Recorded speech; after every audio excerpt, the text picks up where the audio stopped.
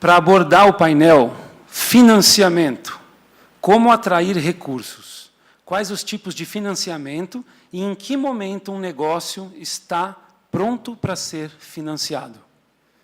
Eu vou convidar para subir ao palco Roberto Sequia, fundador e membro da ONG Causa Empreendedora.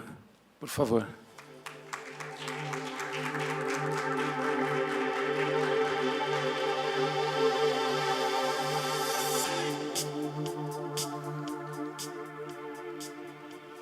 Bruna Zogby, é Head de Prospecção na Vox Capital. Por favor.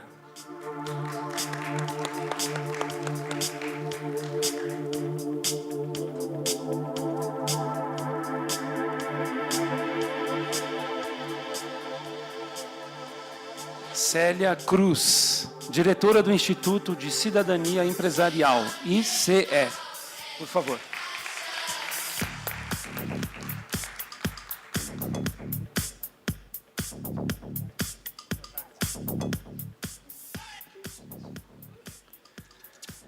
E Leonardo Letelier, fundador e CEO da Cital e Finanças do Bem.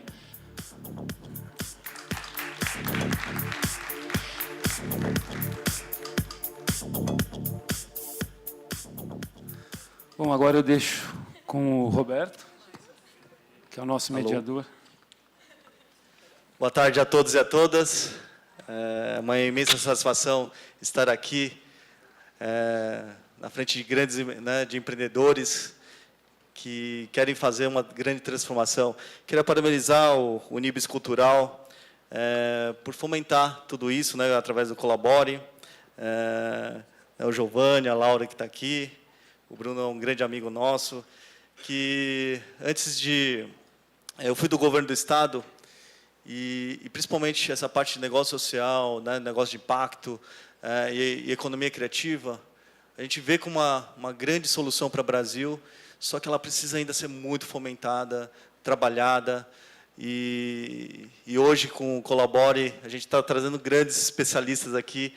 Eu falo que nos bastidores, conversando, eu tenho, já aprendi muita coisa, e como que e eles fazem história, Então, Célia, eu queria começar com você, Célia. Na sua experiência toda, no ICE e na Choca, o currículo dela, não sei se precisa falar, é bem extenso, mas eu queria saber assim sobre, primeiro, o que é o negócio de impacto, e com a sua experiência nesse ecossistema, como que ele está nesse momento de Brasil? Se pudesse compartilhar com a gente.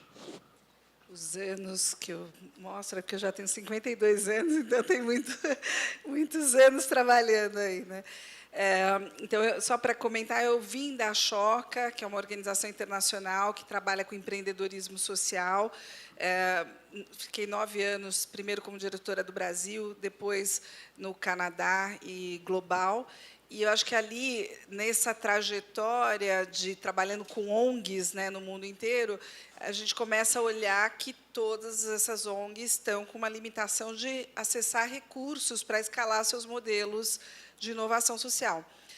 E isso não é um problema só no Brasil, é um problema no mundo. A gente depende sempre de dinheiro de governo, da filantropia de indivíduos, das grandes empresas investindo. Então, para mim, foi assim um olhar, ajudando a captar recursos para essas organizações sem fins lucrativos e sempre parando nesse limite, de quanto que você consegue captar de recursos. Foi que eu entrei para esse campo aí que a gente está chamando de finanças sociais, investimento de impacto, e abrindo um pouco a minha cabeça de que trabalhar com impacto não obrigatoriamente era trabalhar com a versão do ou, ou eu vou para a ONG e faço impacto, ou eu vou para o setor privado e fico rico e depois eu dou para a ONG, então me fez muito a expandir um pouco o meu modelo mental de que tinham no mundo uma série de modelos de negócios que estavam se propondo a resolver problemas sociais.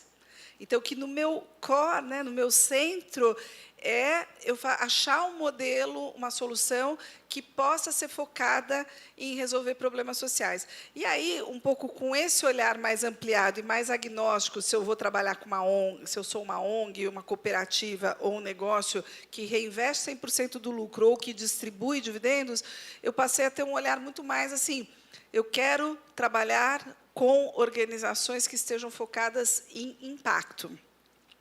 E, ao ter essa percepção, e eu vi no mundo, até dos fellows da Choca no mundo, começavam a nascer muito mais empreendimentos que já tinham essa cabeça. Eu não vou mais depender de doação, eu vou criar um modelo que eu tenho produtos e serviços que fecham a conta. E, do mesmo lado, começar a ver investidores, para além daquele recurso limitado, governo, filantropia e investimento de empresas, começar a ver que tem outros pools de capital, que, no meu modelo, quando eu trabalhava só com ONG, eu só acessaria esses 3 tipos de perfis, falar, puxa, tem gente e tem bolsos que, se eu fizer um modelo que gere impacto e performance financeira, podendo até pagar e remunerar esse capital, eu vou trazer muito mais dinheiro para esse ecossistema. Então, daí a gente começar a pensar que eu posso trazer dinheiro de famílias, que, ao invés de investir em mais um negócio, por que não investir em um negócio que tem impacto social? Por que não trazer cooperação internacional? Então, dado essa minha fala inicial, um pouco da minha trajetória, o ecossistema brasileiro, e a gente aí articulando, além de eu ser diretora do ICE, eu sou da diretoria executiva da Força Tarefa de Finanças Sociais, que acabou de mudar de nome para Aliança de Investimento, pelos Investimentos e Negócios de Impacto. A gente juntou 20 organizações, o Léo e a Citaui juntos, Sebrae, Artemisia, e a gente começou a tentar criar um pouco alguns princípios do que seriam negócios de impacto. E a gente chegou a 4 princípios. Ser um negócio de impacto é ter no seu centro a solução para um problema social. Tá? Então, a gente está muito olhando, eu não vou olhar para qualquer desafio, e aí que eu vou tentar depois fazer o link com muitos dos negócios ou dos empreendimentos, estou vendo gente conhecida aqui, dentro da área da economia criativa, da área da cultura. Então, nesse campo dos negócios de impacto, a gente vai olhar, e a gente vai olhar onde a gente está junto aqui com vocês, que esteja focado em resolver problemas sociais. Então, esse é o primeiro princípio. O segundo é eu ter produtos e serviços, eu ter um modelo econômico que vai fechar a minha conta. Então, eu ter produtos e serviços que vão fechar o meu modelo econômico. Eu posso até receber doação num determinado período de tempo, mas eu tenho um modelo de negócio que vai tentar fechar a conta. O terceiro princípio é eu medir o impacto social. Eu falo que, de boas intenções, o inferno está cheio, então não basta a gente dizer, mas o meu modelo, o meu negócio está atuando na escola pública, portanto, eu sou um negócio de impacto. Não, como é que você mede isso? Não basta eu dizer, eu faço microcrédito para a população de baixa renda, portanto, eu sou um negócio de impacto. Não. Melhorou a qualidade de vida dessa população? E, por fim, a gente trabalha com um modelo de governança que, para além de deixar para a próxima geração um país melhor, uma sociedade melhor, a gente fala, como é que eu estou, no meu modelo de governança, também trazendo a população que eu estou tentando melhorar para dentro do desenho desse processo, para a governança desse negócio de impacto. Então, para nós, esse negócio de impacto ele tem esses 4 princípios. Eu acho que aí vários de vocês vão enxergar aonde que a gente está juntos nessa agenda, e a gente vê muitos negócios de impacto. Eu vou dar 2 exemplos, daí eu fecho a minha fala. Eu gosto muito, acho que quem aqui carioca vai falar, óbvio que já ouviu. Quem é que já ouviu falar do Afro-Reg? O Afro-Reg está completando, se eu não me engano, 25 ou 30 anos. Bastante. E é uma ONG de uma referência nacional e internacional enorme. E o Júnior do Afro-Reg fala, todo ano eu estou ali fechando a conta da ONG ano a ano. Ele acabou de lançar o Afro-Reg audiovisual. Não sei quem teve possibilidade de assistir, mas eles fizeram agora uma série de televisão sobre presídios brasileiros, sobre a questão de sequestro, estão lançando um sobre a própria vida dele. Eles estão fazendo uma série de filmes e esses audiovisuais, ele falou, olha, agora eu negocio um audiovisual com uma Globo, com não sei o quê, por 15 milhões. E quem é o dono desse Afro-Reg audiovisual?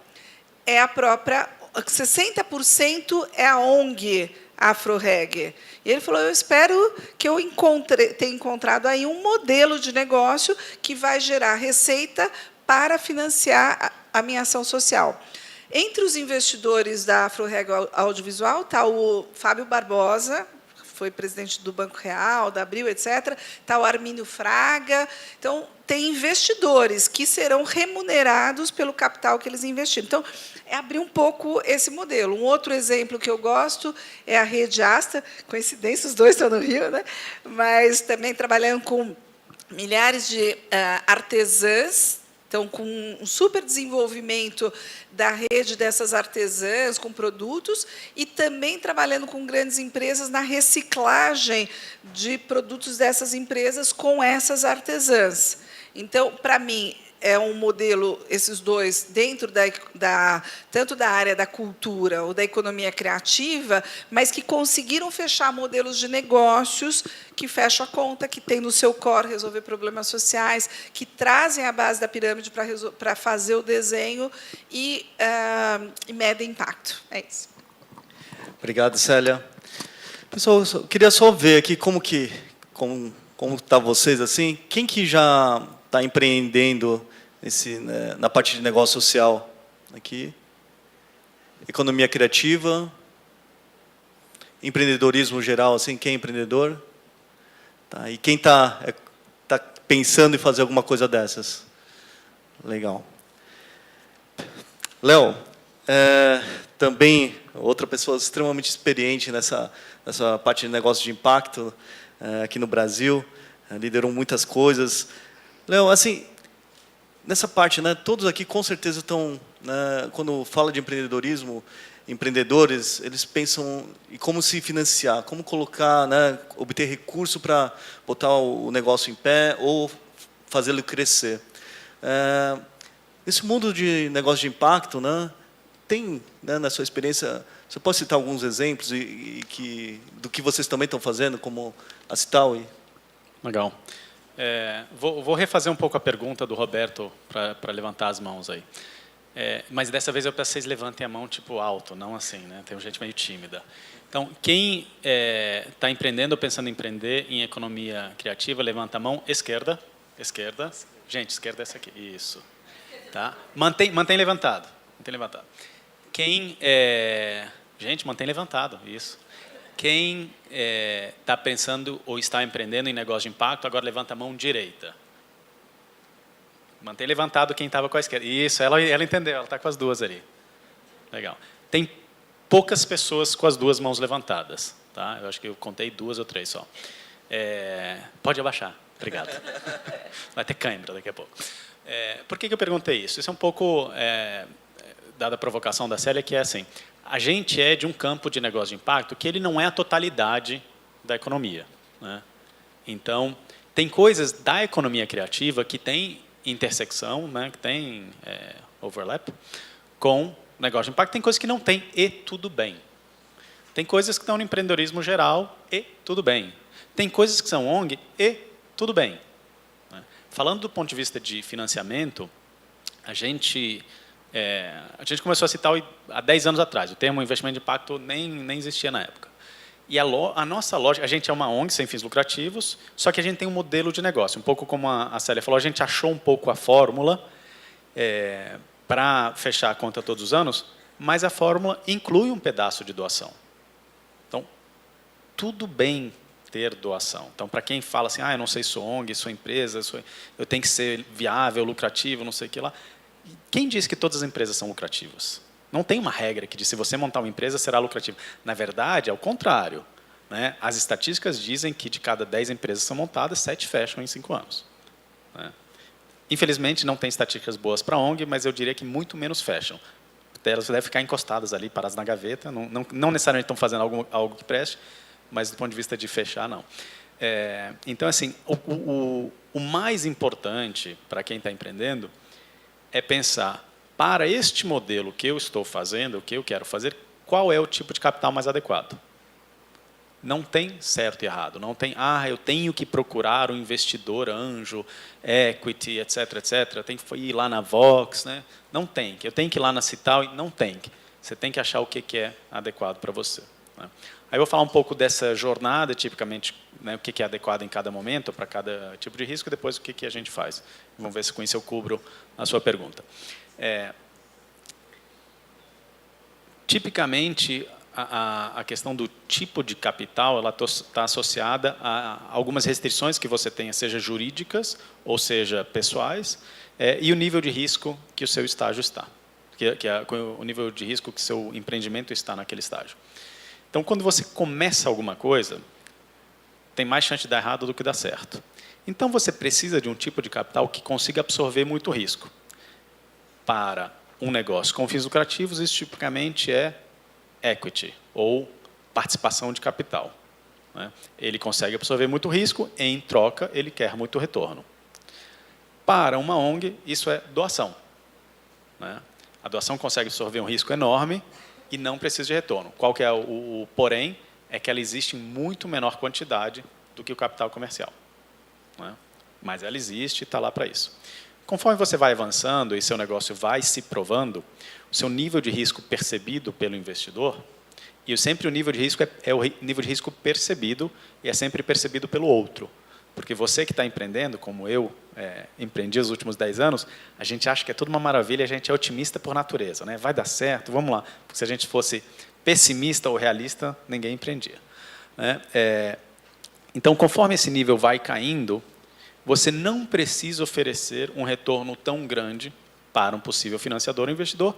Então, outro tipo de capital, que é dívida, começa a fazer mais sentido. Então, você tem equity, ou participação de capital, dívida. Se você é uma ONG, você também pode tomar dívida, não tem problema, desde que você consiga repagar. Né? E assim por diante. Aí tem 50 tons de cinza entre uma coisa e outra. Que essa é a novidade que está acontecendo no mercado. Então, antigamente, tinha esses 3 tipos de capital, né, que nem a Célia falou, ou eu procuro doação ou eu procuro capital comercial. Tem 2 tipos de capital comercial, que é equity ou dívida, mas basicamente era isso. O que está acontecendo as pessoas estão olhando mais além do binômio risco-retorno. Eles estão olhando o risco-retorno-impacto, que é o mais tradicional, ou, como eu gosto de falar, risco-retorno e valores. Você está construindo algo que é importante para mim? Você está ajudando a construir um mundo no qual eu acredito que eu quero deixar para os meus filhos, etc, etc? Então, isso, para mim, pode ser parte do retorno que você me dá. Então, pode ser que eu esteja disposto a fazer um empréstimo a juros mais baixos do que eu faria para uma empresa X qualquer. Né? Isso não é super comum, é cada vez mais comum, mas ainda não está longe de ser a maioria. Mas eu diria que assim, a gente está a uma geração disso ser o mais comum, porque as pessoas, todo mundo, inclusive quem tem dinheiro, né, as novas gerações estão cada vez mais ligadas nisso. Então, cada vez mais ligadas, falam, não, eu quero que você construa alguma coisa bacana e retorno financeiro não é tudo na vida. Eu não preciso esperar ficar rico para depois poder contribuir para a sociedade, eu posso ir contribuir para a sociedade ao longo do período. Seja com meus investimentos, seja com minhas doações, e uma coisa que todo mundo já percebeu, seja com o meu consumo. Então, eu quero consumir coisas que reflitam mais os meus valores. Pelo menos esse é o discurso. O que as pessoas fazem, no final das contas, se é um pouco mais caro, a escolha não é tão óbvia. Então, na Cital, o que a gente faz? A gente faz, principalmente empréstimos, faz um pouco de equity também, mas principalmente empréstimos. Historicamente, agora a gente está fazendo coisas mais novas, já vou contar, para organizações sociais e negócios de impacto. Negócio de impacto, segundo a definição que a Célia trouxe, que é a definição da força-tarefa, ou agora aliança, da aliança, né? Que a gente participou nessa construção porque a gente acredita muito. Então, antigamente, uma ONG, hoje também é verdade, né? Mesmo que ela tenha algo viável, não era financiada por um banco. O banco ia falar, não, você é estranho, você, né, não gosta de lucro, etc. Quando, na verdade, uma ONG é exatamente uma pequena empresa, só que no final do ano reinveste 100% do lucro em vez de distribuir. Inclusive, a maior parte das empresas fazem isso porque não estão, pelo menos no começo, não estão numa posição de super distribuir nada. Então, é igualzinho, precisa pagar folha de pessoal, precisa pagar luz, aluguel, funcionário, termina o ano, imposto, termina o ano em dezembro, em janeiro tem conta de novo. Então, a gente olha como uma entidade econômica, não olha se é ONG ou se é empresa. Né? Então, a gente começou a fazer isso, fez mais de 32, 33 desses investimentos de impacto, a maior parte deles em empréstimo. Com isso, a gente em termos de número de transações, não em volume, que normalmente são pequenos, mas número de transações, o investidor de impacto mais ativo que tem no Brasil. E sempre olhando a questão dos critérios que a Célia falou. Né? A gente menciona de outra forma, mas primeiro, tem impacto social como intenção? Impacto social não é geração de emprego e renda. Tá? Não porque isso não tem impacto social, mas a gente está procurando impacto social além disso. Por quê? Porque todo negócio gera emprego e renda. Nem que seja um emprego para o empreendedor, né? E uma renda para o empreendedor. E pagamento de imposto também, no mundo ideal, todo mundo deveria pagar um pouco. Então, isso é inerente à atividade econômica. A gente está procurando atividades econômicas que tenham como intenção gerar impacto social. Então, essa é a primeira pergunta. Segunda, consegue retornar o dinheiro? Então, a gente faz uma avaliação econômica. Maravilha, o projeto é lindo, maravilhoso. A gente recebeu um desses, que era assim, que era uma fazenda de tratamento de pessoal com droga adição. Super bacana, eu acho que provavelmente um super impacto, eles queriam botar uma granja lá para vender os ovos. Falei, lindo, maravilhoso, não empresta dinheiro nem ferrando para esse negócio, porque não vai pagar de volta. Então, essas duas dimensões elas são dissociadas na nossa análise. Faz uma análise primeiro, outra depois. Depois a gente olha, como é comum nos investidores, a gente olha quem está por trás disso. A equipe de gestão, né? E o fundador, empreendedor, principal, etc. A gente foca mais na fibra ética do fundador e na capacidade técnica da equipe de gestão. Então, olhando isso, um dos empréstimos que a gente fez recentemente foi para a Rede Asta, que a Célia mencionou. Bom, que a Célia já descreveu, então, mas a gente fez uma penca, fez para uma tribo indígena na Amazônia que fazia cestaria, né, como artesanato tradicional. Um comprador da Tokstok viu uma, gostou e pediu 3 mil. Né? Então, os caras fazem tipo 3, né? Depois cansam, vou fazer outra coisa. Não, eu quero 3 mil porque tem que botar em todas as lojas de Tokstok, etc. E aí todo um processo, tinha uma empresa que estava intermediando isso, que era Solidário, a gente prestou capital de giro para eles, assim por diante.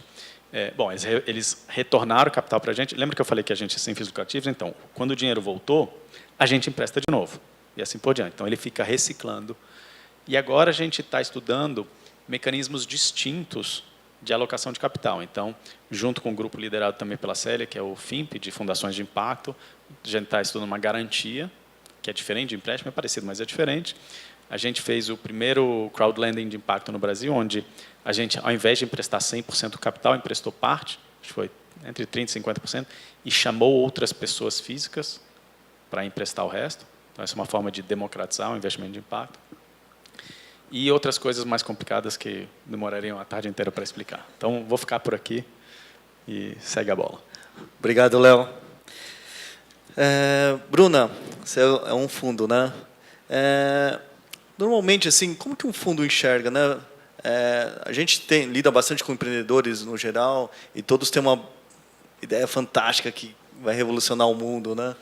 Mas como que vocês enxergam, né, esse empreendedor? O que esse projeto, né, esse negócio precisa ter para vocês ser atrativo para vocês, a visão de um fundo? Perfeito. Tá falando? Tá.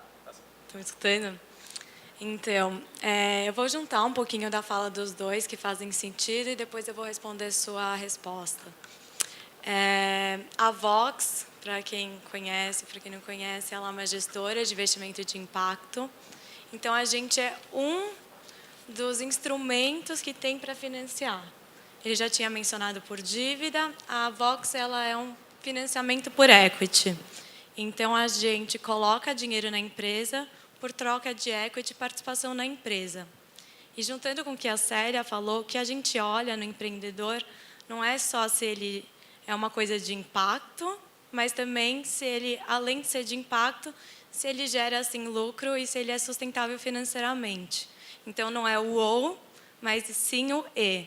A gente está olhando para o empreendedor, vendo ele, pensando se ele vai gerar algum lucro, se ele vai ser sustentável financeiramente, mas se, além disso, ele está gerando algum impacto positivo para a sociedade.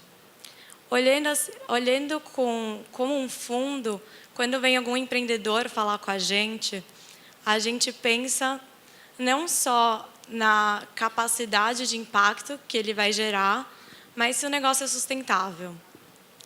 Eu acho que vale a pena trazer para vocês um pouquinho sobre a nossa tese de investimento, que a gente só investe nos negócios que eles estão coerentes com o que a gente acredita que é impacto e se isso vai gerar algum fruto para a sociedade. Então, a nossa tese de investimento está focada muito na intencionalidade do empreendedor. Então, ver desde o começo se o empreendedor ele realmente quer solucionar o problema e se o problema que ele quer solucionar realmente é capaz de solucionar, a gente precisa ver resultados disso na prática. Então, a gente tem certas mensurações que a gente faz para ver se está gerando o resultado que o empreendedor fala. E, além disso, a gente também vê se a empresa ela é sustentável, está gerando receita e se ela é escalável. A gente, diferente de alguns outros instrumentos de financiamento, para a gente é importante que a empresa ela seja, de certa forma, inovadora e escalável. E a gente pensa que o impacto ele tem que estar no Brasil como um todo. Então, essa questão de escalabilidade é bastante importante para a gente. O que mais eu posso falar? Só me apresentando aqui, eu cuido da área de prospecção da Vox, então eu falo diretamente com os empreendedores, que seriam vocês que estão aqui na plateia. Então, para mim, quando eu olho para o empreendedor, eu vejo muito se esse empreendedor ele tem a intencionalidade de gerar impacto, se é algo genuíno, e se realmente é core business dele, se impacto é algo fundamental, não é uma coisa extra. Então, para mim, realmente é importante que o empreendedor tenha essa intencionalidade, ele realmente quer gerar um impacto que melhore o Brasil de uma forma estrutural. Atualmente, a gente está investindo mais em educação, saúde e serviços financeiros, olhando para a sociedade como um todo e com foco na base da pirâmide. E, além disso, eu olho o modelo de negócio dele para ver se pode ser uma coisa escalável, se pode atingir o Brasil, se é uma coisa inovadora, porque, querendo ou não, como a gente está colocando dinheiro de terceiros em troca de equity, além do impacto social que a gente promove, a gente precisa de certo retorno financeiro. Então, quando a gente fala de um fundo de investimento ou de um venture capital, que a Vox é o instrumento que a Vox tem hoje em dia, para a gente é super relevante a gente ver se vai ser capaz de ter lucro e não só o impacto. Para a gente é esse E e não esse O, que é fundamental para a gente fazer a análise do empreendedor. Fantástico, Bruna. Célia, eu queria também falar da sua parte que lida com os grandes fundos também, né? A gente ouve falar que, né, essa parte de negócio de impacto está recebendo um grande aporte de recurso, e aí a periferia fala que não está olhando, né, esse recurso chegar até as pontas. Né? A gente até conversou isso nos bastidores, e eu queria um pouco assim que você falasse das coisas ao contrário disso que eu falei. Não, o que está começando a dar certo, né? E também das iniciativas assim de trabalhar com o ecossistema, não só com uma instituição só, mas fazer essa grande rede. Dessa parte porque no final precisa chegar até as pontas, né? Precisa chegar até o empreendedor, precisa começar a criar esse impacto. Então, queria que você comentasse um pouco disso, né? De como que as coisas estão começando a desenvolver. Falando que também, eu falo que hoje essa mesa aqui, a gente está no processo de amadurecimento dessa parte de negócio social, de impacto, né? Aqui no Brasil. A gente é novo comparando com tudo que está acontecendo no mundo, né? Então, até essa parte é um pouco do aprendizado, né, Célia?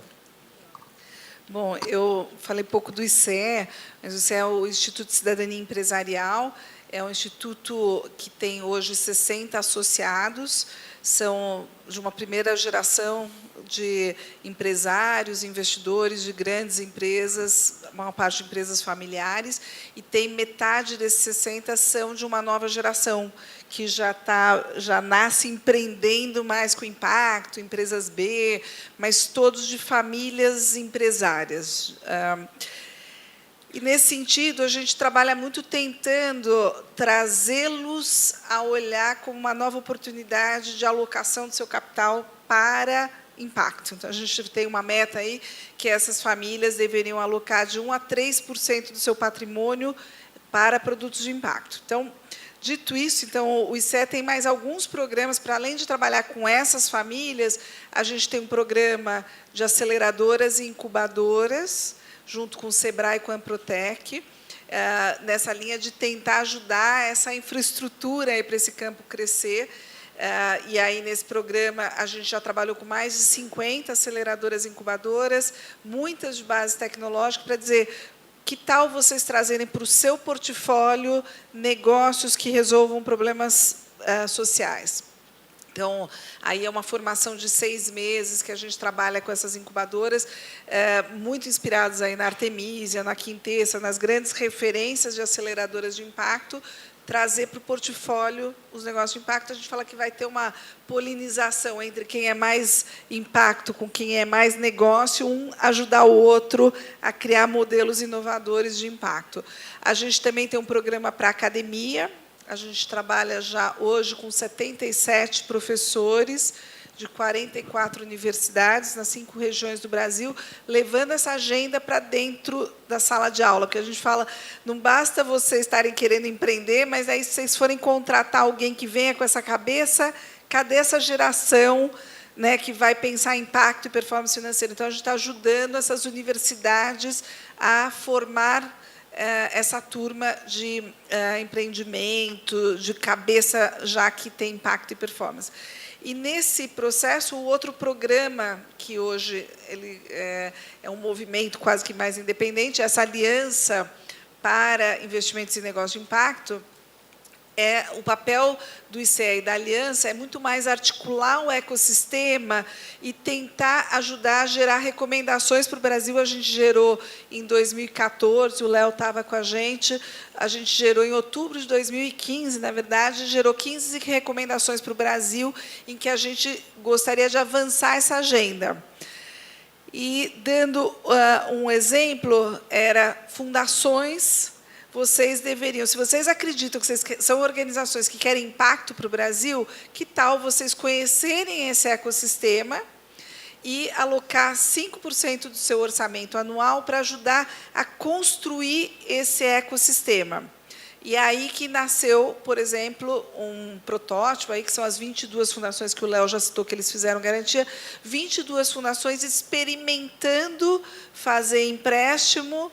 Geralmente, fundação doa, né? E a gente falou, poxa, que tal você também pensar em outros instrumentos financeiros? Então, para além de doar, fazer empréstimo, fazer o crowd equity, então virar sócio de negócios e fazer a garantia que o Léo comentou. E foi super bacana, porque deu uma abertura para o GIF, que é o Grupo de Institutos, Fundações e Empresas, a dizer, puxa, tem um jeito a mais, não é para eu parar de doar, não é para eu parar de olhar para as ONGs, mas deixo eu também experimentar esse campo dos negócios de impacto como mais uma das estratégias que as fundações podem fazer. Então, acho que a gente ajudou, acabou de sair uma sistematização, está no site da Força Tarefa, chama Guia FIMP. Como é que as fundações estão experimentando esse campo? Da aliança.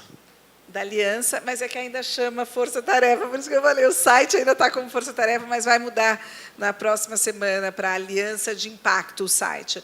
Uma outra experimentação que a gente está fazendo é um grupo de 10 famílias de alta renda, que, naquele das fundações, cada uma colocou só R$34 mil, $10 mil. Botaram lá, experimentaram. Então, do ponto de vista de volume de dinheiro, a gente estava falando de R$700 mil. Não era nenhum divisor de águas. Do ponto de vista de experimentação, foi muito bom, porque as fundações falaram, tem um campo novo. Agora, a gente está fazendo um com 10 famílias de alta renda, que cada uma está colocando R$100 mil. Não chega a uma cota da Vox de 1 milhão, que vai chegar, né? 10 vezes 100 mil, 1 milhão. Mas, então, de novo, não é um volume que vai mudar o jogo, mas a gente quer que essas famílias que vão experimentar co-investir em 3 a 5 negócios com empréstimo de R$200 mil, elas vão experimentar alguns instrumentos, elas possam dizer, uau, eu posso trazer para o meu portfólio um pedaço dele de investimento em negócios de impacto. E aí eu falo um pouco, olhando para vocês, é um desejo, né? Quando eu começo a falar dessa sinergia com a área de economia criativa, da cultura, eu falo assim, gente, se a gente... E nada contra, tá? Não quero... vocês que são da cultura, meus quadros em casa são todos pintados por pessoas com deficiência, então eu não sou uma investidora de arte, né? Mas eu diria assim, se todas essas famílias de alta renda alocassem um percentual que elas colocam em quadros, e aí eu devo ter um monte de gente falando, que absurdo! Mas deixar de investir, ou investir para além das obras de arte de gente famosa, pensar em alocar um percentual desse volume na economia criativa, que vai gerar melhorias para a população de baixa renda, que vai trazer outro tipo de criatividade, que vai trazer... E aí a gente lançou também, aí pela Força Tarefa, um fundo que chama É de Todos. A turma que trabalha muito com a força-tarefa e com a aliança, que vem mais da base da pirâmide, sempre falava assim, todos os editais são de tal, é para tal pessoa, não é para a gente da base da pirâmide. Como é que a gente vai criar um fundo que vai, de fato, também investir em negócios que sejam da base, que sejam empreendidos pela base e que deixem de nos olhar como beneficiários e passem a nos olhar como empreendedores?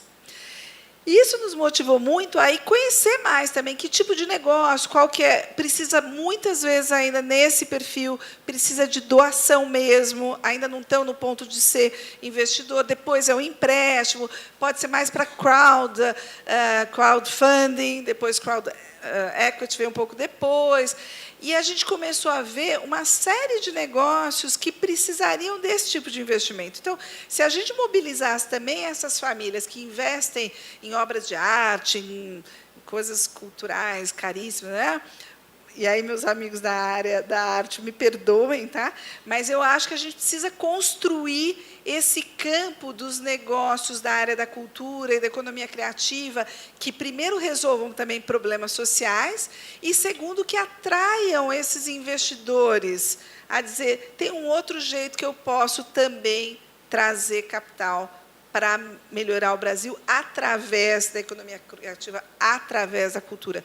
Então, no NIP, que é o Negócio de Impacto Periférico, eles estão lançando, por exemplo, uma editora de poesias de mulheres negras da periferia. Agora, pelo Fundo Baobá, também teve um nessa área, que é a primeira editora que vai só publicar autoras negras. Saiu um outro que estou lembrando agora que é o tipo Airbnb, focado em pessoas negras. Então, como é que a gente vai trabalhando algumas temáticas novas que somem o que a gente, às vezes, está dizendo aqui, de resolver problemas sociais, com muito do que vocês estão construindo dentro da economia criativa, da cultura? Eu estou muito aberta a aprender com vocês, porque a gente está falando de ecossistemas que precisam se somar. Na linha do que o Léo falou, é menos dizer o que a gente não está juntos, para dizer aonde estamos juntos e aonde que a gente pode aprender a trazer capital para vocês e vocês também pensarem aonde que, junto com esse negócio que eu estou fazendo, também eu posso resolver problemas sociais. Fantástico, Célia. A gente até fica contente com isso, porque precisa ter essa parte da conexão da rede, né? Porque o problema é muito maior, né, do que só cada entidade. Então, o impacto tem que ser grande, né? Léo, no mundo do empreendedorismo, a qualidade do empreendedor é muito importante, porque não basta só ter a ideia. Tem a parte que é igual a todos, que é a parte da gestão. E a gente vê também muito nessa parte de negócio de impacto, né? E também economia criativa, a dificuldade que ela lidar, até, principalmente com a questão do lucro, né? E isso atrapalha muito a sustentabilidade econômica. A gente vê que ele, às vezes, é criativo, é social, tem impacto, mas na hora de virar sustentável economicamente como negócio, ele não se sustenta. Queria que você falasse um pouco disso, principalmente como você como que empresta, né, dá o crédito, como fala, investidor, um pouco desse lado. Legal. Vou continuar fazendo minha brincadeira de levantar as mãos aqui. Quem aqui acha que negócios são sustentáveis? Levanta a mão. Ninguém? Negócios são sustentáveis? Tá. Quem acha que ONGs são sustentáveis? Levanta a mão. Olha, legal. Tem mais gente que acha que ONG é sustentável. Maravilha. Tem um mito muito grande de que ONGs não são sustentáveis, mas ele nasce de um pré-conceito de que doação não é uma receita válida. Então, se você falar assim, você chegar para uma ONG e falar, você não é sustentável porque você depende de doação. Eu viro para uma empresa e falo assim, você não é sustentável porque você depende de venda. Né? Então, a definição de sustentável, você tem que, não basta só falar não é sustentável, não é viável, você tem que explicitar exatamente o que você quer dizer com isso. Não tem problema nenhum você depender em certa medida de doação dentro do seu modelo, desde que você consiga aquelas doações. Né? Então não adianta você falar assim, não, tudo bem, eu posso ser sustentável porque eu tenho 10% de geração de receita própria versus receita doada e 90% de receita doada, só que se você não consegue os 90%, você não é. Assim como se você não consegue vendas maior que o seu custo, você também não é. Né? Então, nesse sentido, eu não vejo que os negócios de economia criativa, o negócio de impacto, ONGs, etc., são diferentes de outras empresas normais. Né? O desafio de gestão é igual para todo mundo. Né? Tanto é que a gente usa pouco esse termo de sustentabilidade financeira, justamente porque as pessoas trazem eu diria que um pré-conceito errado aí, e a gente fala mais de solidez. Então, o que quer dizer isso? Por exemplo, a gente é uma ONG, só que a gente tem várias linhas de receita. Né? Então, a gente faz gestão de fundos filantrópicos, tem os juros do empréstimo, a gente faz consultorias e a gente tem doação. E se você pegar cada um desses, a gente tem vários, né, a gente tem 20 fundos filantrópicos, sei lá, 10 empréstimos, um pouquinho menos, por ano, né, 3 consultorias e a gente tem um grupo, sei lá, de 100 doadores, 20 maiores e uns 80 pequenininhos. Né. Então, qualquer um desses que dê problema, não é que a gente vai morrer amanhã. Isso vale se a gente fosse uma empresa. Né? Não adianta ter uma empresa que você só tem um cliente e aí se aquele cliente espirrar, você quebra. Né? Então, eu diria que o desafio é igual. A questão de como lidar com o lucro, eu acho que ela está indiretamente ligada à questão do modelo de negócio. Né? Eu diria que as pessoas que têm problema ou um desafio pessoal de lidar com a questão, acho que não é nem a questão do lucro, é a questão do dinheiro. Né? Qual é a minha relação com o dinheiro? Eu uso o dinheiro para quê? Como é que é um ativo na minha vida ou é um problema na minha vida? Independente de se eu tenho sobrando ou faltando, isso pode ser igualmente um problema mesmo que você tenha mais dinheiro que você gasta. Claro que os tipos de problemas são outros. Mas eu acho que quem tem esse dilema, quem sofre desse dilema, é menos comum que ele vá por um caminho corporativo, onde você normalmente tem o treinamento que vai te levar eventualmente a abrir um negócio depois. Possivelmente você está fazendo outras coisas na sua vida, né, onde esse dilema não se apresente todo dia. Porque na empresa, todo dia você está tomando, né, a partir de certo nível, todo dia você está tomando decisões em relação a isso, e a não ser que você deixe a sua pessoa em casa e saia com sua couraça, né, sua armadura para o trabalho, o que dá para fazer durante só algum tempo, em algum momento isso cobra conta, vai ser muito difícil.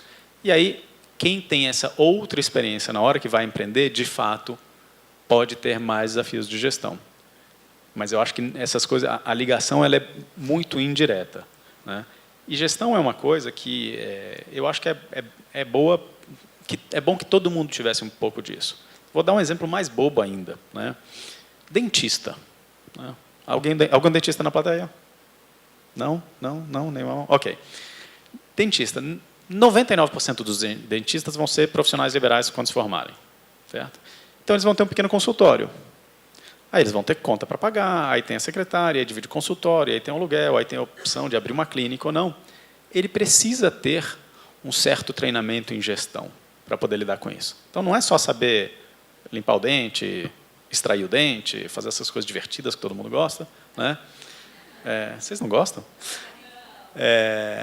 Precisa saber gerir um pequeno negocinho.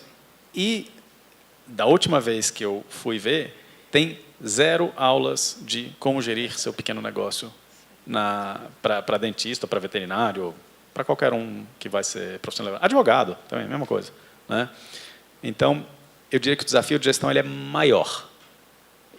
Nele também se encontram os negócios de impacto, os negócios de economia criativa, e eu acho que tem um subgrupo dessas pessoas que talvez o overlap seja maior, para quem a questão de como lidar com dinheiro ela é mais, pessoalmente, mais complicada. Não é profissionalmente, pessoalmente.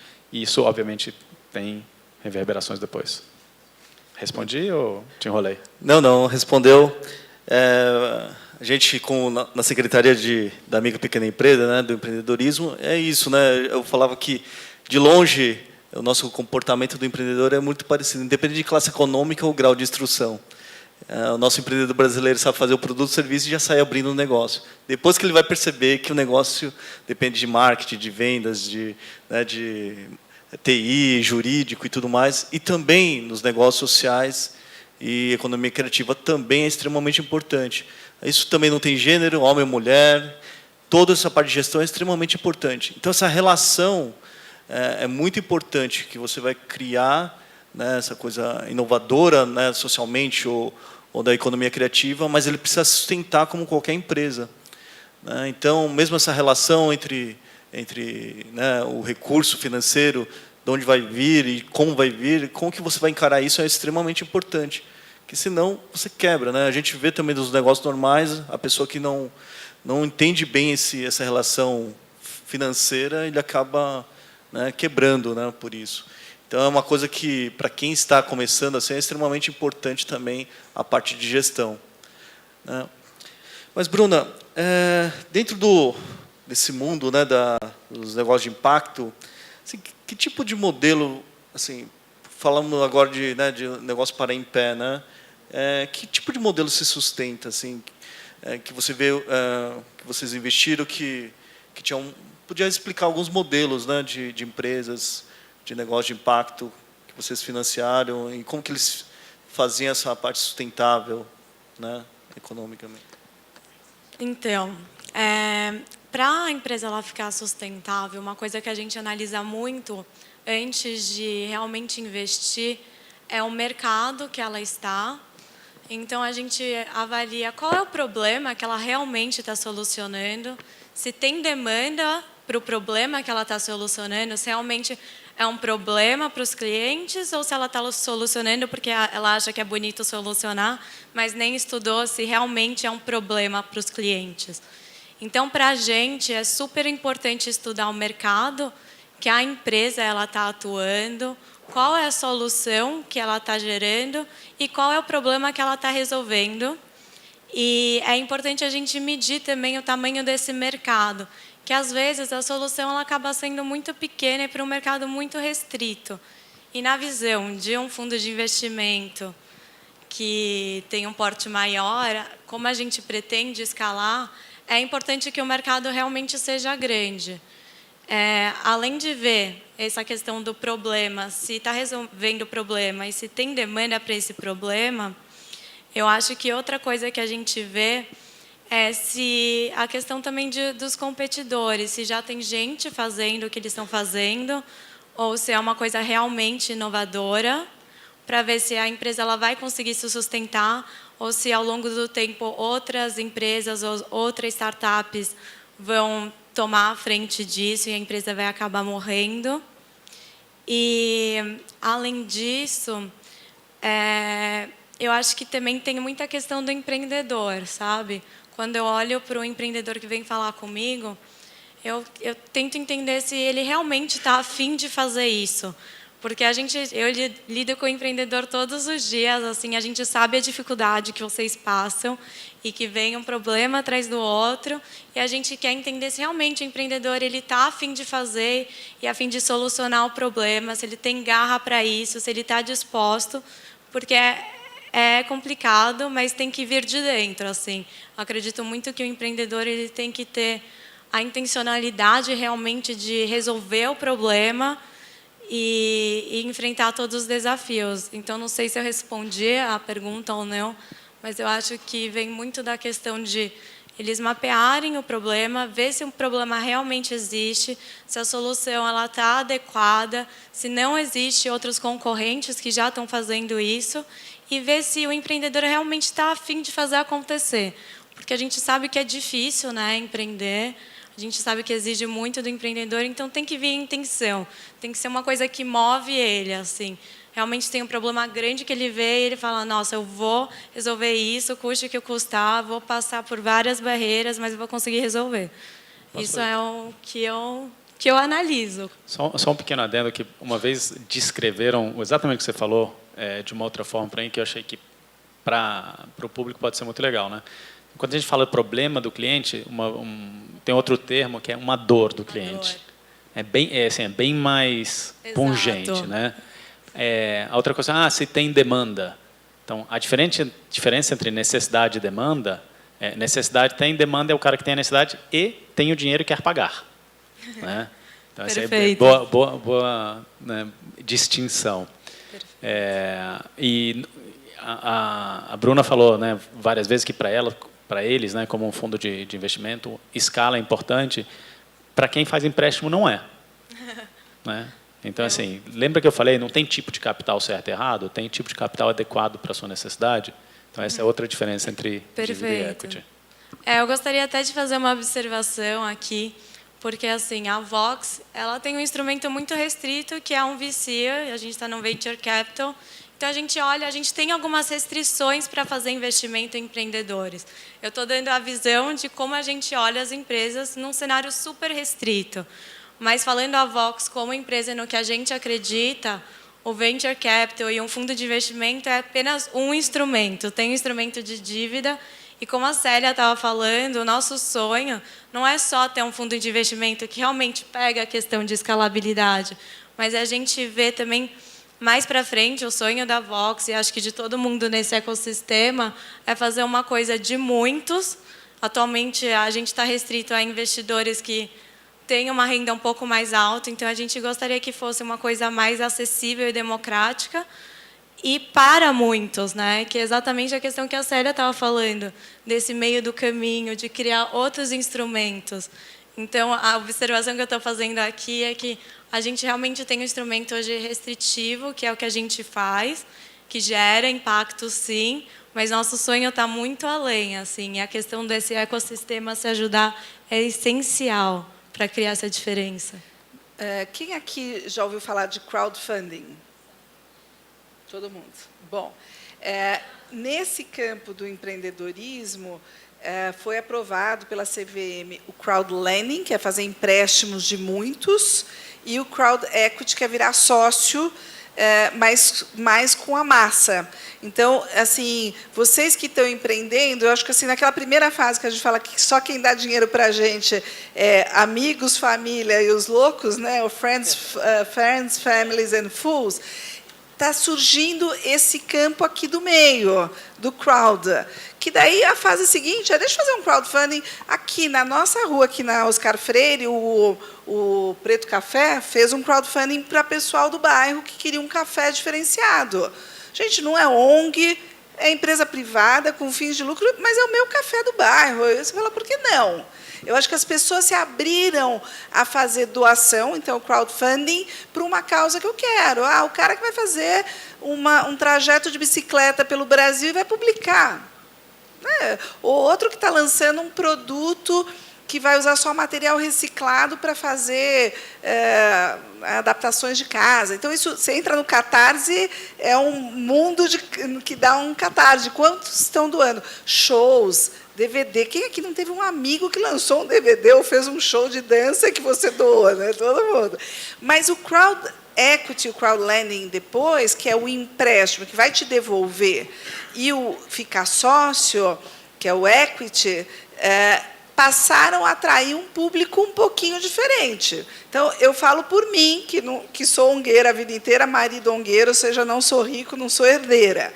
Mas, entre eu colocar em ações da Petrobras, petróleo, meu marido ambientalista, e perder tudo, porque todo mundo que botou na Petrobras perdeu tudo, e botar, por exemplo, que nem eu coloquei numa plataforma de crowd equity para apoiar a Vivenda, que faz reformas de casas de favela, a partir de R$2.000, ou apoiar o Impact Hub, que é um hub, né, de coisa, ou o Mais 60, que é um negócio para a população de mais de 60 anos na área de saúde, eu me senti muito mais identificada, com volumes muito menores, estou falando aí a partir de R$2.000, mas eu poder colocar uma parte da minha poupança nesse tipo de negócio.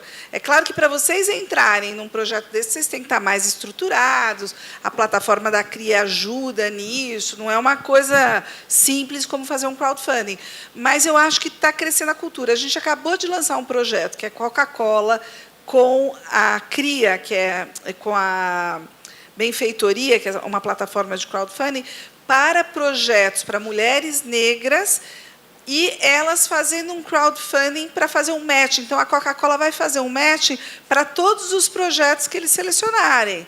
E é um jeito diferente das pessoas que, na nossa geração passada, era eu doava para uma ONG, por que não fazer para um projeto que também é com fins de lucro? As pessoas estão abrindo o modelo mental. Então, assim, exercitem conhecer mais sobre esse campo também. Só diferenciaria, tem 2 tipos de crowdfunding, um que é doação mesmo e outro que é pré-venda de produto ou serviço.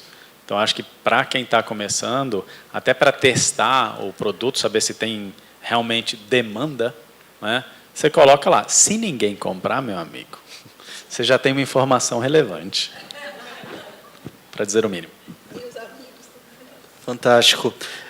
Eu queria só reforçar uma parte que é importante, que alguns citaram aqui, todos citaram aqui, a parte do empreendedor, né? Empreender, eu acho que em qualquer negócio, até em negócio social, né, em economia criativa, também é muito arriscado e depende muito do empreendedor.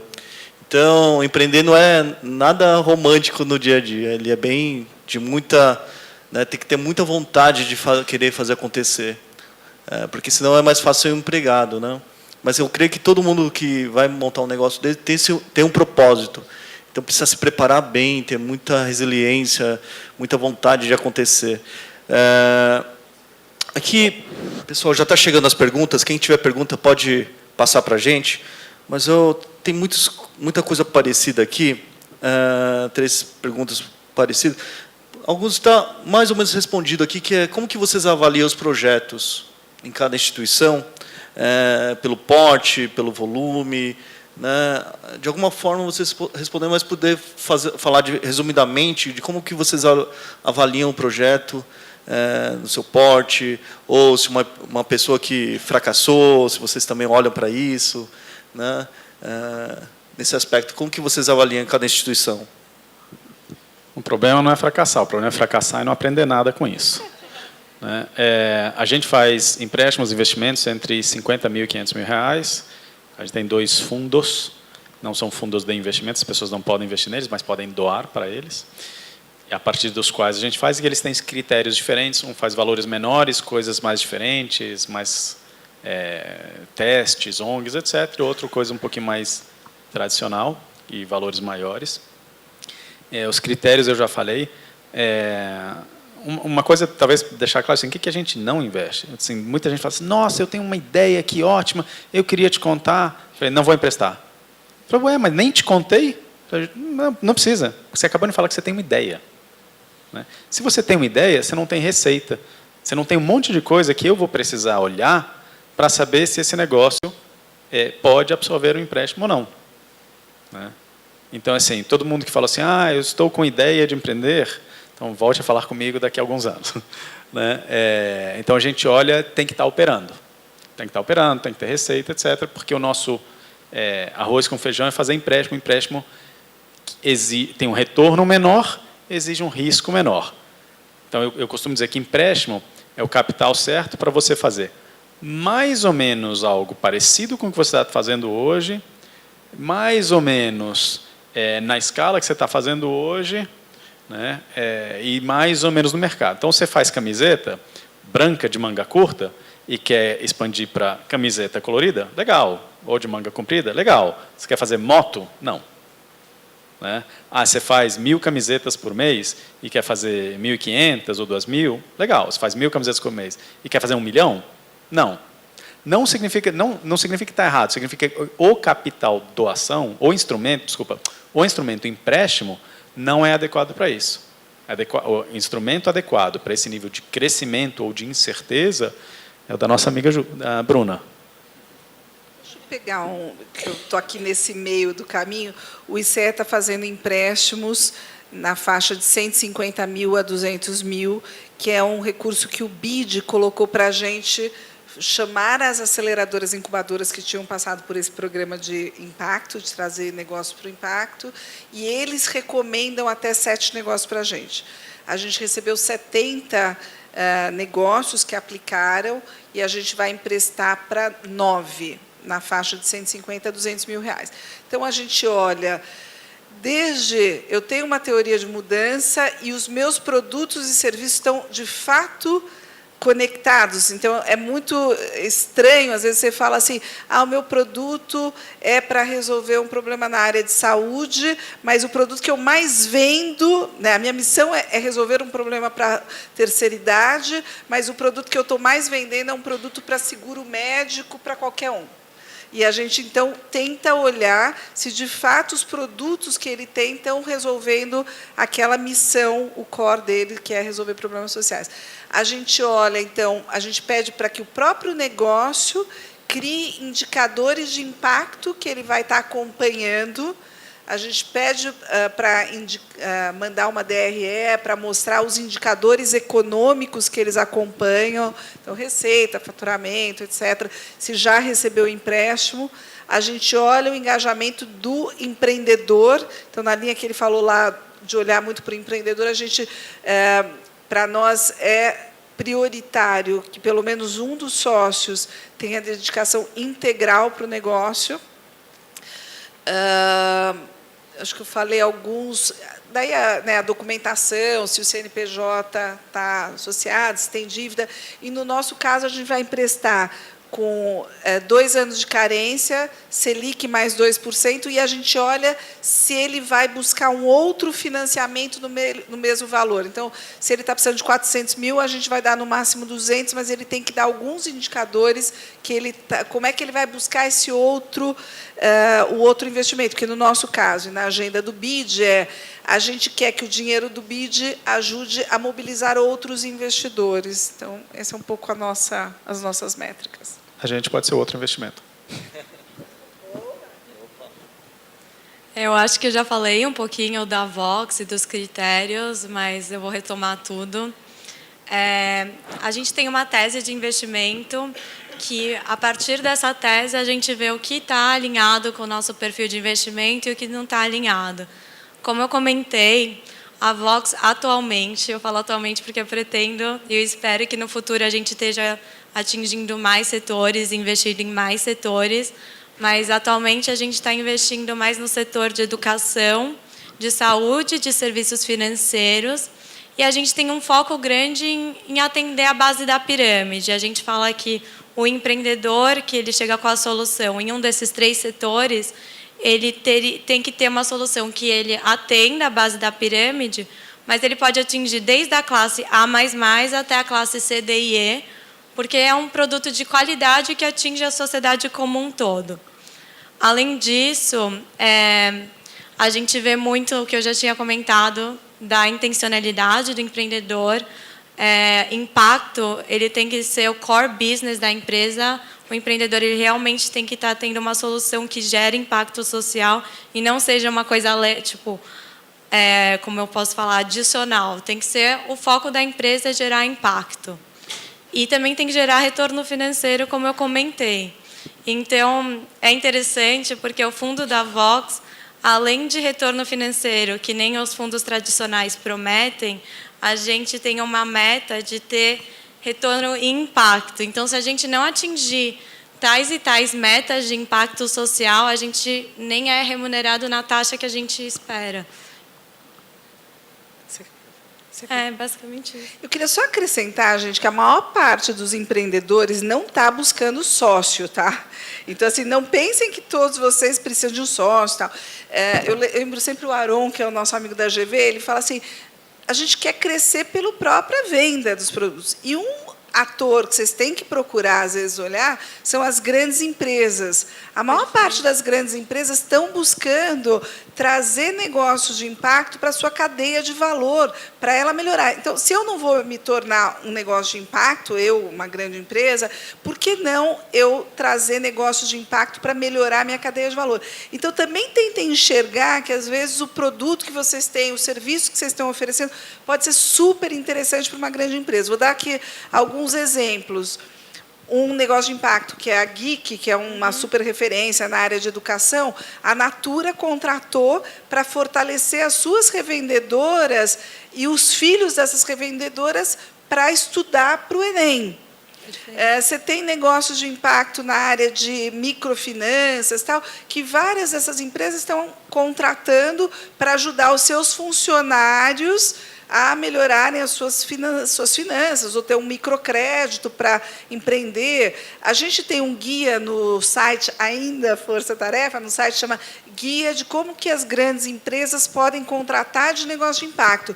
E está super bacana, porque, olha, tanto a cadeia de valor interna quanto a externa, exemplos concretos de empresas que compraram de negócios de impacto. Então, pode ser desde quando eu estou no RH, eu quero trazer negros, deficientes, 60 a mais, 50 a mais, quais são negócios que estão ajudando o RH nessa solução? Se eu estou num problema de água, reciclagem, que negócio de impacto estão me ajudando na minha cadeia de valor? Então, olhem para esse campo, que tem aí um campo comprador aí das soluções de vocês.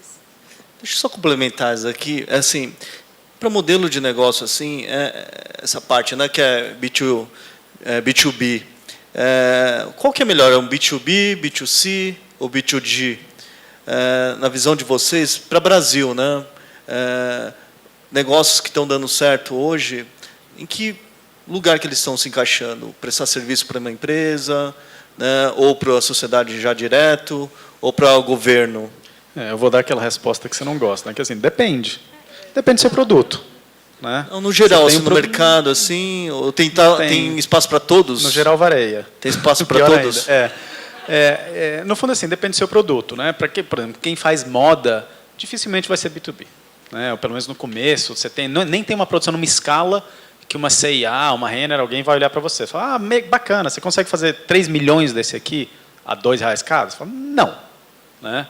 Então, assim, depende do produto, depende do momento, etc. Então, eu acho que esse ponto das empresas é legal, porque normalmente não é um mercado óbvio, né? Especialmente para quem faz B2C, para quem faz produtos para pessoas físicas, né? Você pensa na empresa menos como um comprador e mais como um canal. É um lugar onde você vai atingir 5 mil pessoas de uma vez, que são os funcionários da empresa. Né? O que eu queria só alertar é o seguinte: se você está ali fazendo, digamos, 5 vestidos, chegar a um pedido de 150, uma das coisas que você vai prestar é capital de giro. Ou a empresa paga adiantado, e eu duvido o dó que paguem, porque todo mundo está segurando caixa, né? Ou você vai ter que financiar essa produção. Então, quando você fizer a precificação disso, inclua o custo do capital. O capital é um insumo como qualquer outro.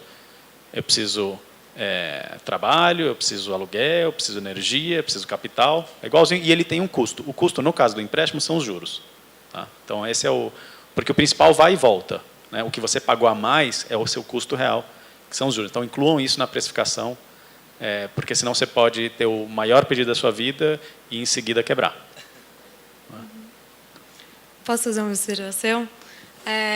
Um termo que a gente usa muito na Vox e nesse mercado é smart money. Então, a gente fala que é dinheiro inteligente. Então, dependendo do perfil de cada empreendedor, vai ter um determinado tipo de dinheiro que vai valer mais a pena para vocês, ou talvez o dinheiro nem é a solução. Então, uma pergunta que a gente sempre faz para os empreendedores é: por que a Vox, sabe? Muitas pessoas procuram a Vox, mas às vezes a Vox nem é a melhor solução para o empreendedor no momento. Às vezes um empréstimo é a solução mais adequada, às vezes as grandes empresas que a Célia comentou.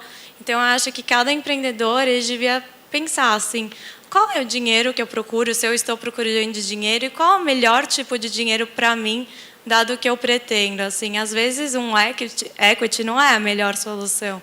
Acho que a pergunta depende muito do empreendedor, de onde ele quer chegar, qual é o setor que ele atua. Não tem um certo ou errado. Que bom, aí tem espaço para todo tipo. Uma pergunta que veio recorrente, foi falado bastante aqui, foram dos índices, né, das medições de impacto. Eles estão perguntando o que é isso, né? E com um exemplo disso, como que é esse medir o impacto? Bom, eu acho que, de novo, cabe a cada um de vocês pensar um pouco qual é, eu vou dizer, a teoria de mudança, o que vocês querem fazer para o mundo com o seu negócio, né? E, a partir dessa pergunta mais, digamos, filosófica, você tentar enxergar que indicadores de impacto que você vai querer gerar.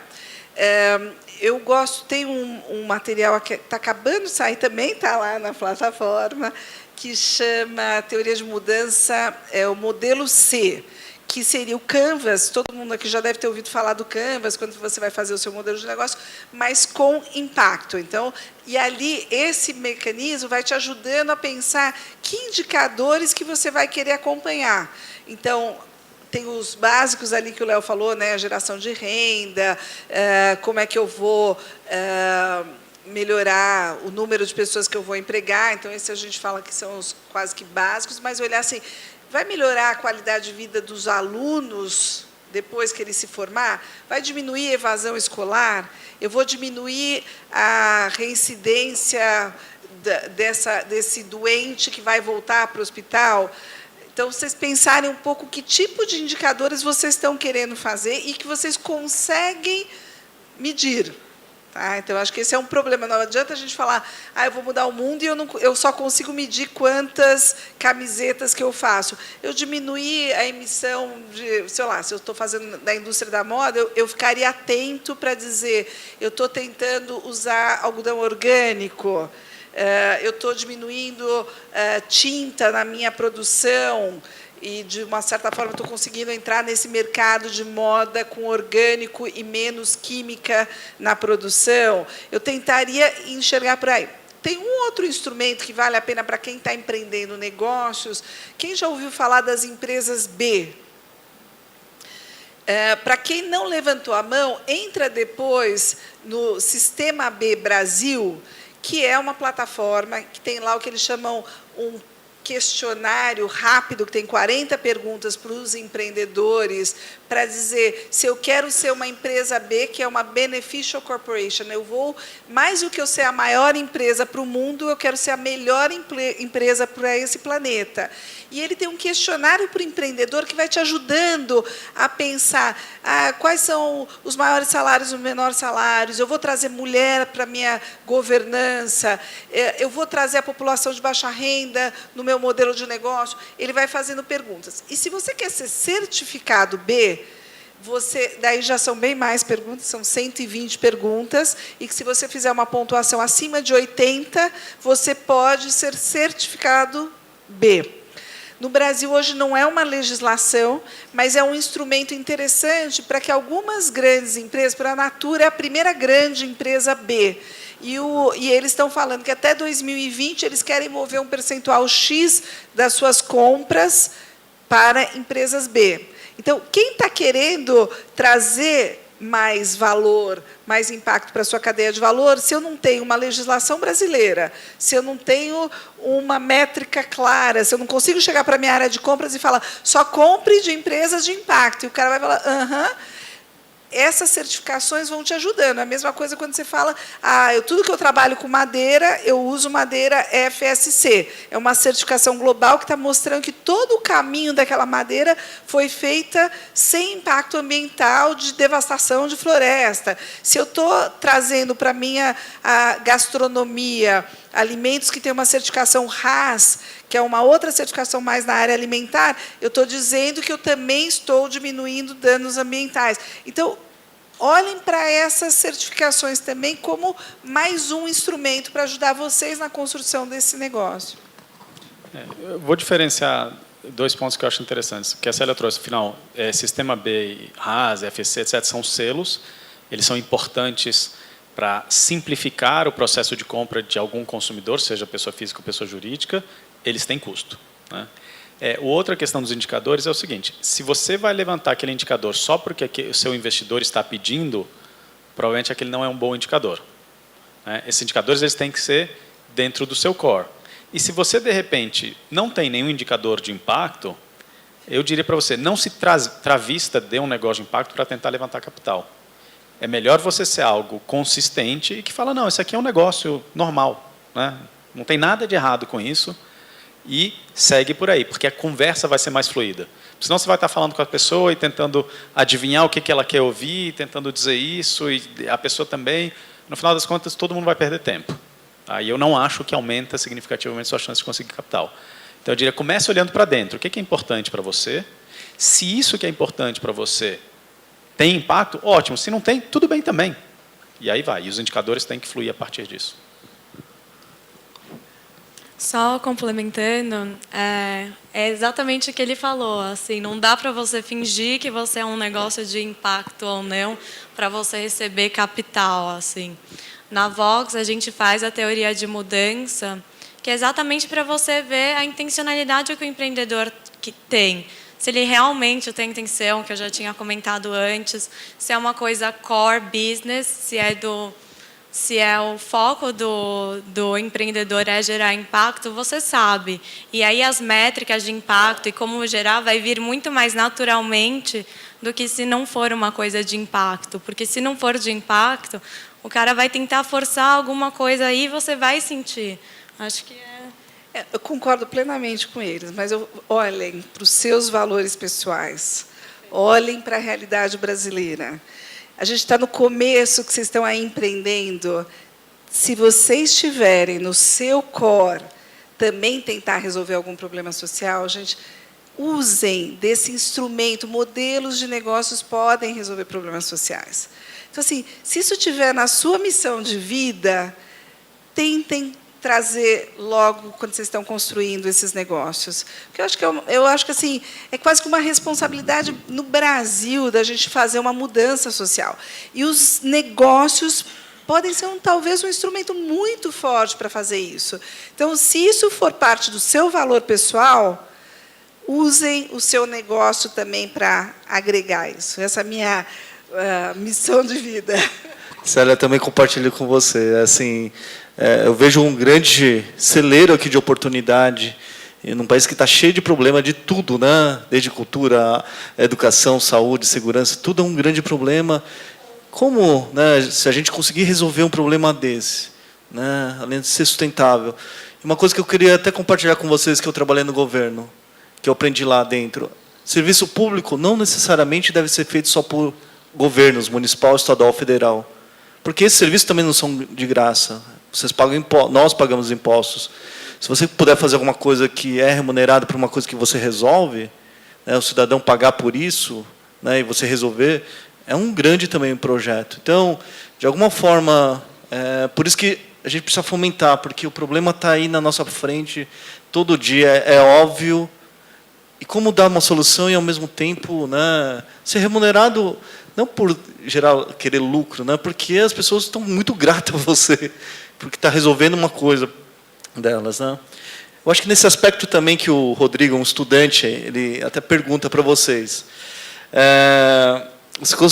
Vocês consideram que vale a pena, de repente, largar um emprego de uma grande corporação e abrir uma startup de negócio social? E aí? A plateia já sabe a minha resposta, né? Depende. Eu vou dizer que eu fiz isso, mas eu já tinha MBA lá fora, 10 anos de experiência, e mesmo assim foi difícil. Assim, certamente a jornada não vai ser fácil. Eu sempre, depois que eu montei a startup, muita gente sempre me procurava nesse esquema de transição de carreira, e eu percebi que na verdade, duas coisas aconteceram, né? As pessoas foram ficando mais jovens. Então, quando eu montei a startup, eu tinha 33, e aí vinha gente de 50 falar: nossa, que legal você fez essa transição, me fala como é que foi, porque eu estou sentindo, querendo fazer alguma coisa parecida. Aí eu contava um pouco, e foi bem pensado. A transição demorou, entre ter a ideia e criar essa e tal, 2 anos. Né? Então, assim, bem planejadinho, bonitinho. Imagino que por isso as pessoas acharam que funcionou e vinham me procurar. E o que aconteceu ao longo do tempo é que essas pessoas foram ficando cada vez mais jovens. Tudo bem, eu também fui ficando cada vez mais velho, né? Mas aí, gente que está nesse estágio, quer dizer, eu sou estudante aqui, eu largo essa carreira para ir para lá, e aí eu tenho sentimentos contraditórios. Um é muito cedo para você ter absorvido tudo do que esse mundo pode te ensinar, para você dizer: não, peguei isso aqui e com estas ferramentas eu vou criar uma coisa nova, etc.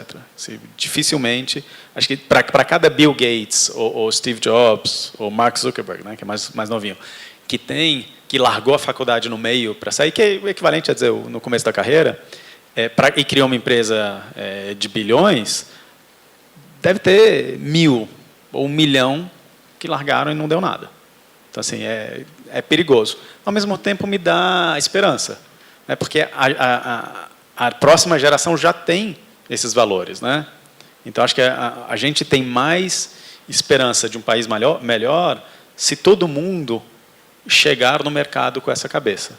Então, eu tenho essa dualidade de sentimentos em relação a isso. Quem é o rapaz que fez essa pergunta? Ali no fundo. Não está dando para te enxergar.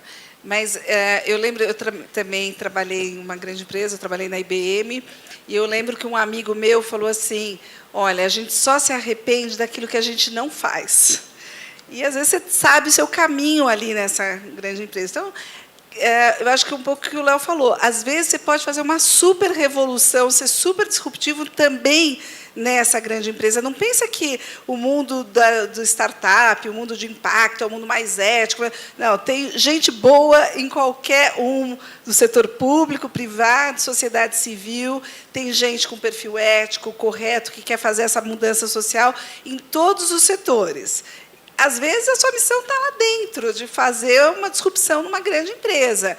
Eu lembro do Daniel da Vox, estava na Unilever, e ele falou: puxa, eu queria trabalhar a a Johnson, para vender produtos para baixa renda. Tentou, não conseguiu, daí vai e cria a Vox. Mas eu acho que, assim, tenta pensar muito com você. Para mim, naquele momento que eu estava na IBM, que o cara falou isso, eu falei: vai demorar 4... Na época, imagina, eu tinha 24. Vai demorar 4 anos para você fazer o que você quer na IBM. Eu falei: 4 anos? Eu vou embora, eu vou fazer o que eu quero. Né? Então, eu acho que é um pouco conversar com você, conversar com outras pessoas, mas não pense que a grama do vizinho é sempre mais verde. Né? Tem muita grama queimada nos vizinhos também. Né? Então, só faça essa transição com muita reflexão também. Te desejo boa sorte, estamos aqui também para essas reflexões. Eu concordo 100% com o que os dois falaram. Eu acho que é um momento que fica, tipo, você deve estar super dividido, né? E a resposta só vai vir de você. Acho que não adianta perguntar para ninguém. Ninguém vai te responder sem ser você mesmo. A minha única sugestão é aquela frase, tipo, sonha alto, mas sempre com pés no chão, sabe? Então, pensa nas possibilidades que você tem, o que você está querendo, o que vem de dentro, mas pensa também o que o lugar que você está, tipo, te oferece, quais são as skills que você pode tirar isso, qual seria o momento certo, assim. Porque não é que a grama do vizinho é sempre mais verde, você pode mudar e ser pior ainda. Eu acho que só você vai responder, assim. Tem que ser uma reflexão interna. Rodrigo, para mim empreender é atitude, né? Tem que ter coragem, mas também inteligência, né? Então, eu acho que tem que avaliar tudo, mas tem que ter a coragem, a atitude também. Se você quer isso, você pode até aprender o máximo ali e depois ter atitude. Se você quer realmente, acha que pode contribuir, né? Eu acho que é fazer acontecer, né? Não adianta só ficar no... Eu acho que eu deveria montar uma startup, eu acho, não é legal. É chegar e fazer acontecer. Com certeza, as pessoas que estão aqui, né, os convidados que estão aqui, fizeram isso em algum momento da vida e hoje estão impactando. E agora a gente está partindo para o final. Cada um pode fazer uma consideração rapidinho, uma última mensagem para a gente encerrar.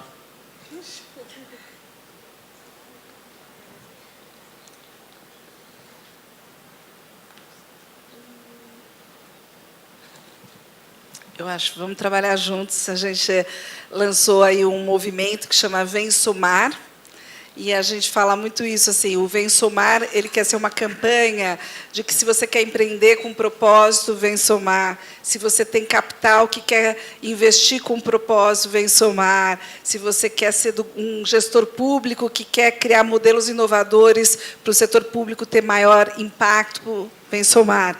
Então, aqui fica o meu convite para vocês, vem somar, que a gente precisa de um Brasil com muito mais impacto.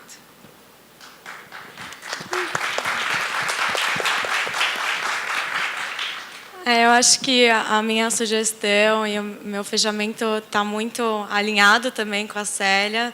Fica o convite para todos vocês a somar juntos.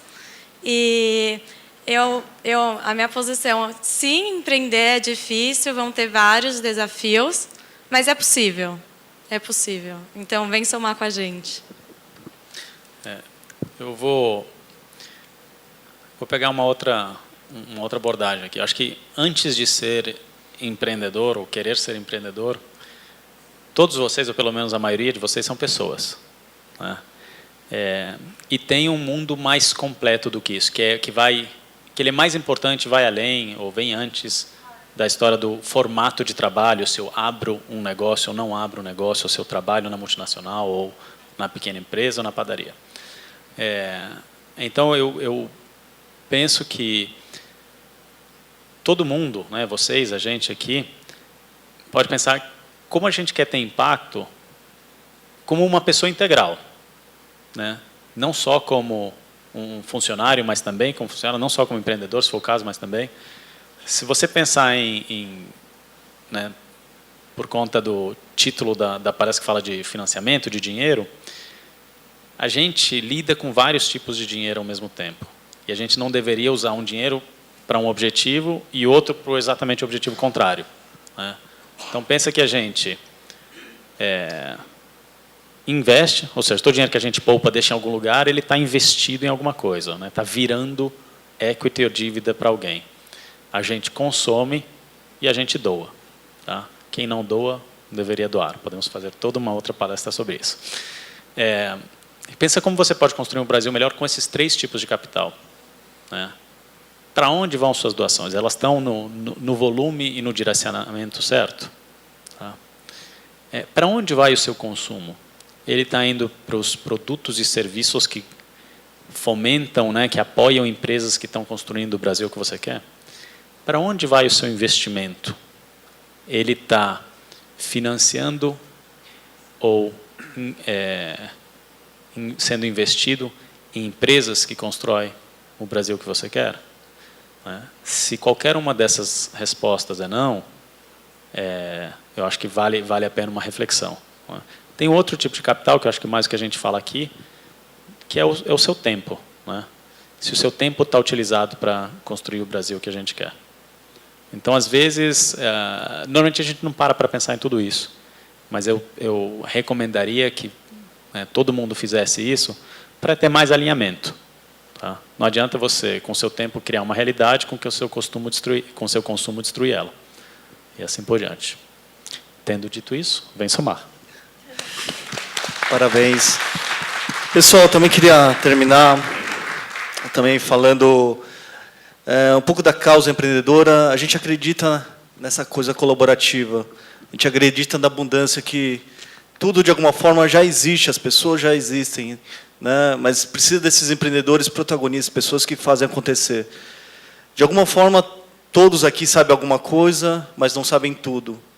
E que ficar sozinho, realmente o impacto é pequeno, que está praticamente a sua vida ali. Mas se trabalhar de uma forma coletiva, colaborativa, a gente pode transformar realidades. A de vocês, né, local e até de um país. Então, a gente acredita muito nisso e nesse movimento, né, que até o Unib está ajudando, que vocês aproveitem para não ficar só. Né? De alguma forma, um pode ajudar o outro a testar, porque empreender não é fácil. Então, vocês vão precisar de ajuda, porque alguém sabe mais de finanças que você, outro sabe mais de, né, de vendas do que você, e até desses termos novos de impacto criativo, como que é isso. Mas, assim, vocês precisam trabalhar em rede. A gente acredita que, de alguma forma, se toda essa cadeia de empreendedores e protagonistas se juntarem, a gente faz a mudança mais rápida, essa transformação acontecer. Então, vamos somar, né? Então, parabéns a todos e vamos à luta. Obrigado. Eu gostaria de agradecer a aula que vocês deram aqui para a gente essa tarde. Roberto, Bruna, Célia e Leonardo. Muito obrigado pela presença, viu?